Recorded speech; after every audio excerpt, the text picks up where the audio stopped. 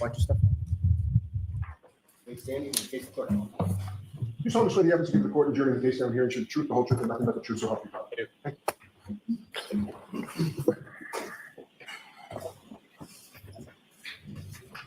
Okay, whenever you're ready, Mr. Lally. Excellent. Good afternoon, sir. Good afternoon. Could you please state your name and spell your last name? Francis Walsh, W-A-L-S-H. And what do you do for work, sir? I'm a lieutenant paramedic with the Canton Fire Department. And how long have you been a firefighter paramedic with Canton Fire Department? Just shy of 10 years. And you indicated that you have the rank of lieutenant, is that correct? That's correct. And how long have you been a lieutenant with Canton? Since September of last year. Now, with regards to, you have certifications both as an EMT and a paramedic, correct? That's correct. And with regard to those certifications, when was it first that you sort of received those? I received my paramedic certification in June of 2014 when I was officially certified. Is that something that you've been subject to sort of continuing educational components and recertification since then? Yes, every 2 years we have to recertify and take continuing education classes. Is your certification up to speed at this point? Yeah, it's current. I just recertified last month, actually. Now, if I could turn your attention to the evening of January 28th into January 29th, 2022. Do you recall that day? I do. And were you working that day with the fire department? I was. And what kind of shift were you working on that occasion? 24-hour shifts, which is standard. And is that 8 a.m. to 8 a.m.? That's correct. So that, correct me if I'm wrong, but that would be 8 a.m. on the 28th until 8 a.m. on the 29th? That's correct. And so where were you assigned to on that particular day? I was assigned to headquarters, which is on 99 Revere Street, and my position was engine driver. So fair to say people within your department get different sort of assignments on different apparatus based on the different shift that they're working. That's correct. And your assignment that day was the driver of the engine? Correct, yes, engine 3. Now, beyond sort of your assignment as the engine driver in that particular shift, what, if any, sort of specialized assignment do you have, or did you have at that time in regard to snow removal? Yeah, so on that particular shift, I was also the snowplow driver. We have an in-house truck and a snowplow for the fire department, and that was my responsibility on that shift. How many people within your department have that sort of responsibility when it comes to It kind of depends group to group. So some working groups will just kind of rotate and have a different person do it each time. At that time, the group that I was on, I kind of had the most experience plowing, so I was always the go-to person to be in the plow truck when it snowed. And so with respect to that, Dewey, about what time did you sort of get up on that morning of the 29th? I believe it was around 4 a.m. And why was it that you got up at that time? It was snowing pretty heavily. I mean, we knew the forecast called for a lot of snow. So I got up early and hopped in the plow truck. And so, and just briefly, in addition to the snow, what, if anything else, that you observed as far as the weather conditions when you were out in the plow truck? It was very windy. Yeah, just windy and really heavy snow. Now, at some point, shortly after 6 a.m., does your department get dispatched to a call? Yes. And where was the dispatch to, and what was it in regard to? So I didn't hear the actual dispatch because I was in the plow truck. I was in the rear of headquarters in the plow truck. But my captain, Captain Robery, came out and told me that we had a call for 34 Fairview Road for an unresponsive male party. And he told me, to hop in the engine and head to that call. And when you hop in the engine, who, if anyone else from your department, was assigned to the same engine as you on that day? So I had Lieutenant Woodbury to my right in the passenger seat and Firefighter McLaughlin in the rear. And beyond the engine that you were driving, what, if any, sort of other apparatus from your department was dispatched to the call that day? So that would have been ambulance 1. And then also car 5 went as well. That's kind of like an optional thing, but with a call of that severity, the captain will go as well. And who was in car 5 on that day? Captain Robery. And you drove the engine, is that correct? That's correct. If you could describe for the jury sort of what you observed as far as the road conditions, visibility, things that like en route from the station to Fairview Road. Yeah, so it was really, really poor driving conditions and visibility. I can't recall ever driving to a call of that nature and that severity that slowly. The visibility was so poor that we were just driving extremely slow. Sirens go clear away. Okay. And from If you could describe to the jury sort of the route of travel that you took from Station 1 to Fairview. Sure. So out of Station 1, take a right onto Revere Street, and then a left onto Sherman Street, a right onto Chapman Street, and then a left onto Fairview. Now, if you recall, what was sort of the order? You're all sort of dispatching, you're all sort of responding around the same time, being car 5, the ambulance, and the engine, correct? Correct.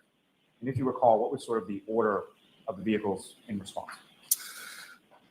So engine 3, we were the last vehicle for the fire department to arrive on scene. So when we arrived on scene, ambulance 1 and car 5 were already on scene.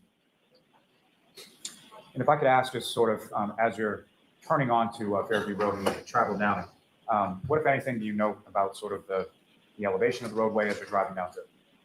It's a downhill grade. Yeah, it gets a little bit steep at one point.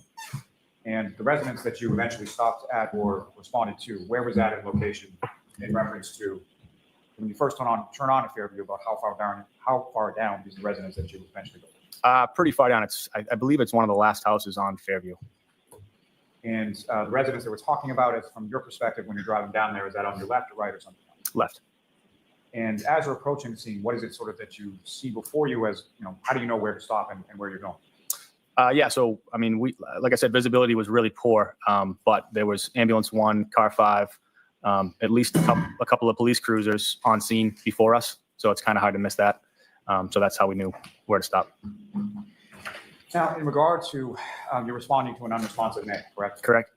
And just to be clear, at some point you were able to identify, or you were told what the identity was of that unresponsive male patient, correct? That's correct. And what was his name? John O'Keefe. And so with respect to Mr. O'Keefe, as you're approaching the scene, when was the first time that you were able to sort of see where Mr. O'Keefe was on scene when you arrived? It wasn't until a little bit after we actually arrived on scene that I could see the patient, because as we pulled up, the ambulance was blocking our line of sight to where the patient was. So we couldn't see him right away. And what was sort of the I know you talked about visibility, but as far as had the sun come up yet? No, it was pitch black. And so when you arrive on scene, what is it that you and sort of the other people on your engine are doing in relation to patient treatment? So at that point, I got out of the engine and I started walking towards where the ambulance crew was. But at that point, firefighter McLaughlin was coming around to the rear of the ambulance to get the stretcher out. So I went directly to that to give her a hand with that. And we proceeded to bring that around the front of the ambulance where firefighter Nuttall, Flamati, and Kelly, and I believe Captain Robery were working on the patient. Now, in reference to where patient Mr. O'Keefe was, where was he? Could you see sort of how in reference to the ground? I could see the other firefighters and captain that I just mentioned had just put him on the backboard at the first time that I saw him. I'd say that was like roughly 10 feet in from the road. And to that point, how were you able to say that it was approximately 10 feet in from the road? Just an estimate. Let me ask you, as far as the stretcher was concerned that you and firefighter McLaughlin retrieved, where did you place that in relation to where Mr. O'Keefe was when you first arrived over? So we placed that. We decided to leave it on the street and get it as close to the grass or snow as possible. It was unspoken, but we knew that we didn't want to put the stretcher onto the snow because it would be too unstable. So we put it right up against the curb. So right at the edge of the street where the street meets the yard. And so you put the stretcher basically right up against the curb, and Mr. O'Keefe was approximately 10 feet from that. That's correct. And with respect to positioning the stretcher, was that parallel with the curb or perpendicular to it, or how was it? Parallel. And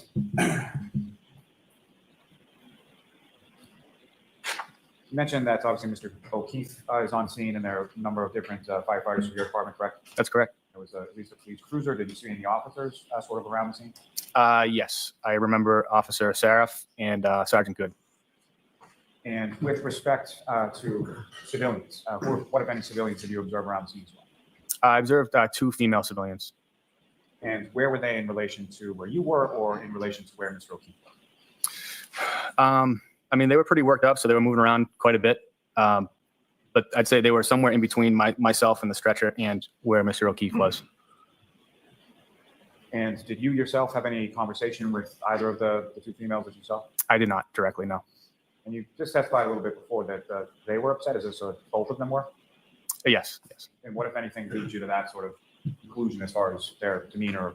What, if anything, did you specifically observe?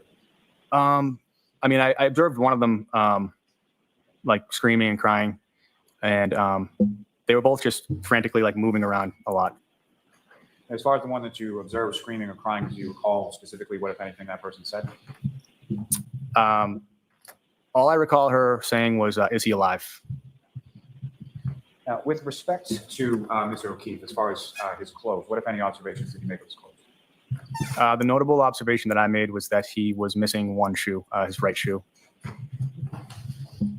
And where was Mr. O'Keefe when you made that observation of missing one shoe? It was when we put the stretcher into the ambulance. The stretcher lifts up, so it's kind of right at my face, and that's when I noticed it. So at the time he was being placed in the ambulance, you only had one shoe based on what you saw. That's correct. Now, once Mr. O'Keefe is in the back of the ambulance, where did you go? So I stayed down at the feet. I was positioned right by his right leg. And what, if any, difference did you know between sort of the lighting conditions outside on the lawn versus the lighting conditions in the back of the ambulance? In the back of the ambulance, it was dramatically better. And so once in the back of the ambulance, what, if anything, did you note or observe as far as injuries to Mr. O'Keefe? I noticed a hematoma on his right eye, and I noticed some blood coming from his nose. And just to be clear for the record, so when you say hematoma, based on your training and experience, can you explain what your understanding of that term is to the jury? Swelling and bruising. Now, at some points, with respect to the clothing that Mr. O'Keefe was wearing, what, if anything, did you or other firefighters or paramedics from your department do with reference to Mr. O'Keefe's clothing? We removed all of his clothing. And let me first ask, how was that removal sort of accomplished? Can you repeat that? When you removed his clothing, how was that? How did you do that? Oh, with trauma shears, basically scissors that cut clothing. And once sort of, was that pursuant to some sort of protocol, or Yes. why was the clothing removed? Yeah. On any trauma call, it's protocol to expose the patient so you can see all injuries and you don't miss any injuries. And once the clothing was removed with trauma shears, what, if any, additional injuries or anything did you observe? I noticed some scratches and lacerations on his right arm. Now, in reference to treatment in the back of the ambulance with regard to Mr. O'Keefe, what, if any, sort of role in that did you sort of assume, or were you sort of assigned by the lead paramedic? Yeah, so I was responsible for the IO drill and access. It's an intraosseous access. Can you explain to the jury sort of what that is and how that's accomplished? Yeah, so you do that instead of IV access. So when somebody's in cardiac arrest, it's really hard to get an IV. So what you do is you actually drill into a bone, and you can administer medication and fluids like into the bone marrow space. And so pursuant to, so Mr. O'Keefe was undergoing cardiac arrest, correct? Correct. Could you explain your understanding of that term based on your training experience for the jury? What is cardiac arrest? There's no cardiac function. His heart isn't pumping blood anymore. And so what, if any, sort of protocols are there as far as medication administration is there in reference to a cardiac arrest? Yeah, so the frontline medication for that is epinephrine. That's what we gave through the IO access. What is the purpose of the epinephrine? Epinephrine, I mean, basically in layman's terms, it gets the heart pumping again if that's a viable option. And in addition to the epinephrine, what, if any, other medication was administered through the IO? I believe that was it. As far as when I was on scene, it was just epinephrine. Do you recall anything about salines? Oh yeah, saline as well, but it's not a medication. But yeah, we also administered saline. What is the purpose of the saline? Saline is just to increase blood volume. Now, as far as the transport, Mr. O'Keefe is then taken from scene to a hospital, correct? Correct. Did you go along with the ambulance on the transport to the hospital? I did not. So you remained on scene at least for some period of time, correct? Very briefly, but yes. And you referenced some officers from the Canton Police Department that were on scene when you were on scene, correct? Correct. And without reference to anything that was said, which of them, if any, did you have any conversation with prior to leaving the scene? Sergeant Good. And just as far as what you told Sergeant Good, what, if anything, did you relay to him before you left the scene in the end? I relayed to him that there were signs of trauma in the patient. And did you give any sort of further explanation as to the signs of trauma that you observed? Yes, I believe I told him what I told you about the hematoma on the eye and the blood in the nose and the scratches and lacerations on the arm. So you told Sergeant Good what you just testified to this jury that you observed? I believe so.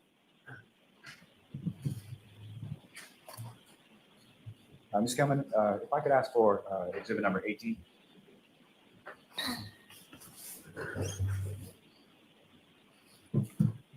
And Firefighter Walsh, what's up on the screen is exhibit 18. Do you recognize that? Yes, 34 Fairview Road. Is that a fair, minus whatever the weather conditions are, a fair and accurate portrayal of what you observed that day at 34 Fairview? Yes. And approach the witness to speak. Yes. So this is again. Okay.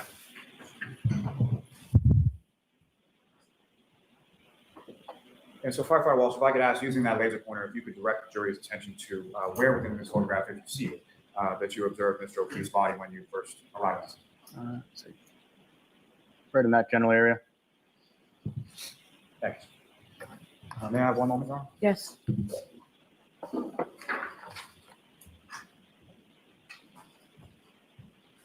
No further questions for this witness, Ron. All right. Cross-examination? Yes. Good afternoon, sir. Good afternoon. I just want to ask you about the woman that you saw on scene who appeared to be screaming and crying. Would you agree with me that she stood out to you because she appeared to be the most upset Yes, I would agree with that. Yes. and the loudest? Yes. She appeared to be crying more than others, Yes. and she was screaming, right? Yes. And what you heard her say, I understand your testimony, was that she just said, "Is he alive?" Correct? That's what I recall. Correct. In a loud voice, Yes. in a distraught voice, Yes. while she was crying. Correct. I have nothing further. There's nothing, Mr. Lally, right? No. All right. You are all set, sir. Thank you. Thank you. Who is your next witness? Miss Katie McLaughlin.